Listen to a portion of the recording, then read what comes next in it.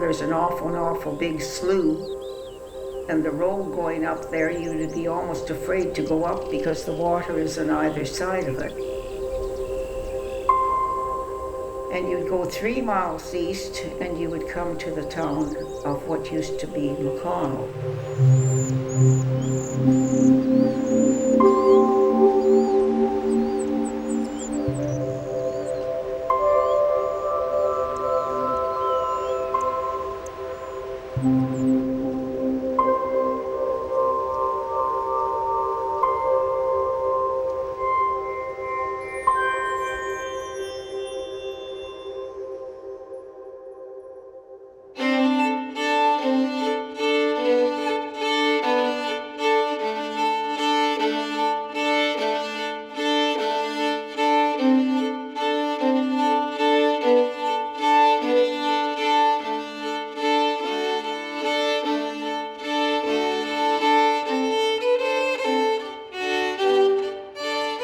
Well, to the eyes of a small boy, it was quite a big town. I grew up proud being a McConnell because that was instilled in us. You were supposed to live up to that name. It was close-knit. It was really close-knit, and everybody, they looked out for one another, you know. Well, I guess this is where you grew up, so well, McConnell is sort of the center of the universe.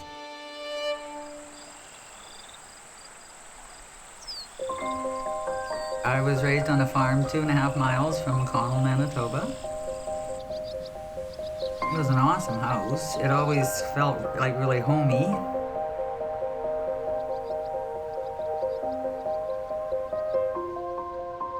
My sister and I shared a room.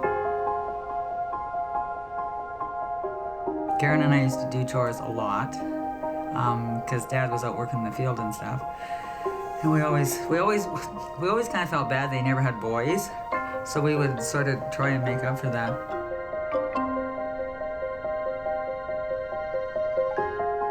When I was growing up, there was lots of farms and stuff, so you had lots of neighbors. But I mean, everybody knew everybody, so you always kind of felt protected and safe.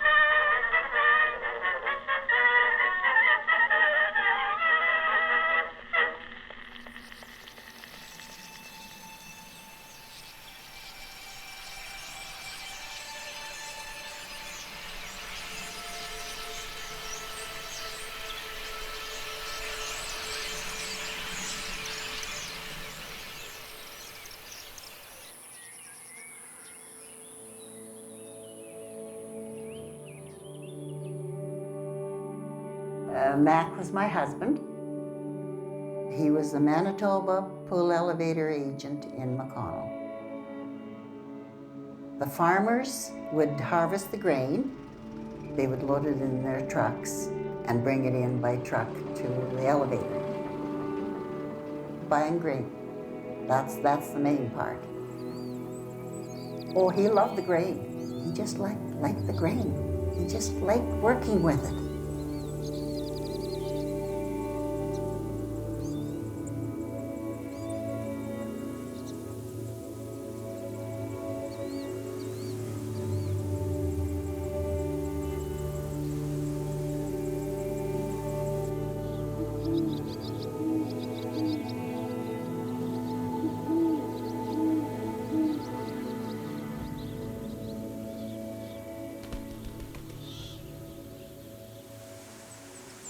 The land is very good land. There's very little alkali and it's just good heavy black dirt.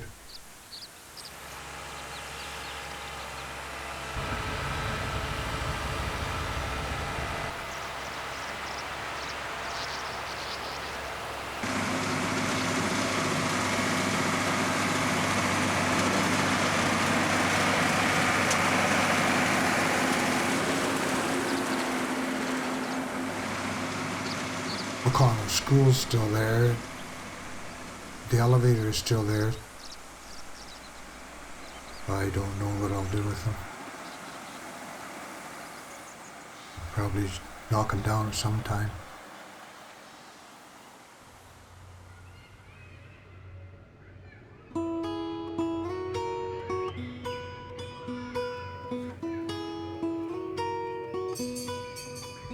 There were 2 rooms upstairs and 1 room in the basement, which was the high school. Our teachers were always really good. They were really young, probably 19 or 20 years old, right? I mean, a lot of them would have just graduated.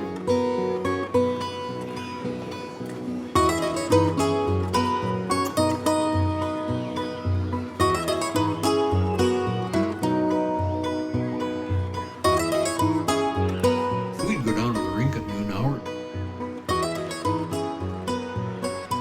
I was there every chance I got. Tie the little kids' skates and we'd go out there and we'd lose the odd tooth or get the odd stitch.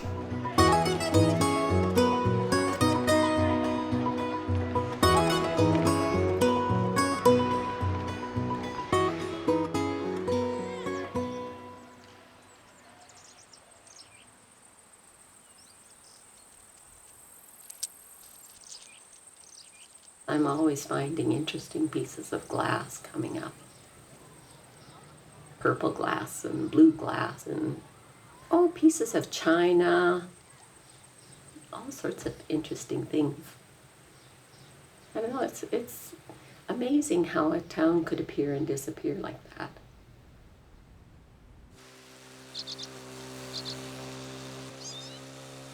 People certainly come by and say, my daughter was the last person baptized in that church. Or my mother was married in there, and people are always want to come by and see what it looks like now.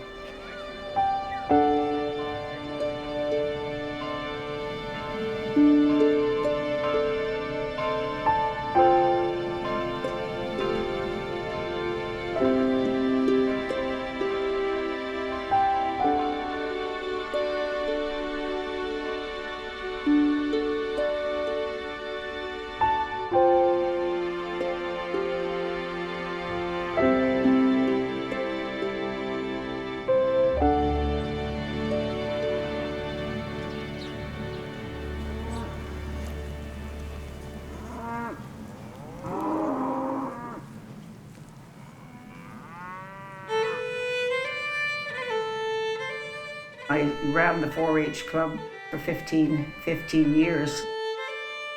We had a great bunch of kids. At Achievement Day, they would bring them out into the ring, and there would be a judge there. They had their hoofs all shined up, their coats curried well.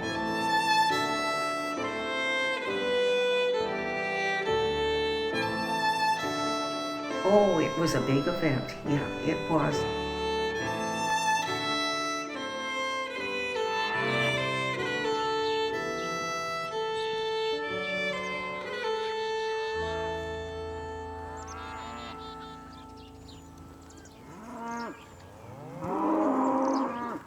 Everything I like about the cows. Pretty much everything. If they're quiet, I like everything about them.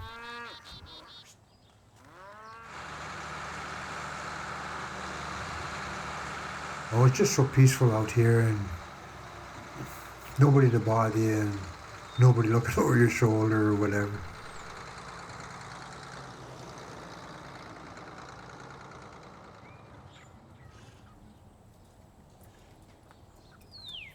Some years have been pretty tough, so Prices have been poor and it's hard to make the payments. There's not very much incentive to start farming, it seems. So you got to have a lot of acres to make it pay. The smaller farmers, they're pretty well gone.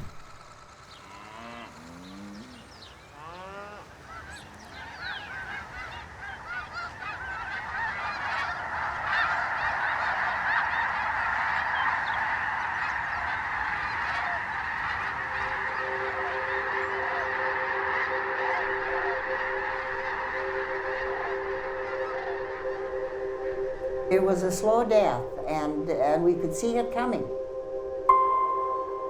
They took out the railways from a lot of these small towns. When the school closed, that was kind of the end of it there. It breaks your heart to go and see this. The houses and that started to move out of there. So that was another nail in the coffin. Mother Nature's taking over. It's important to get back to. Small towns, I think, are The finished. place was made for My me. husband never I liked still to see think the it's in a terrible mess. We can't have Well, that was where your memories were.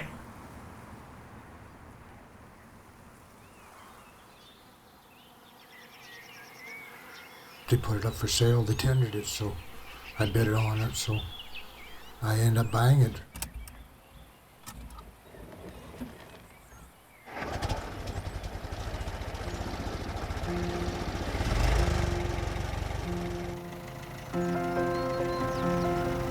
Oh heck, I'm just a caretaker till I pass away and then the next guy can do what he wants.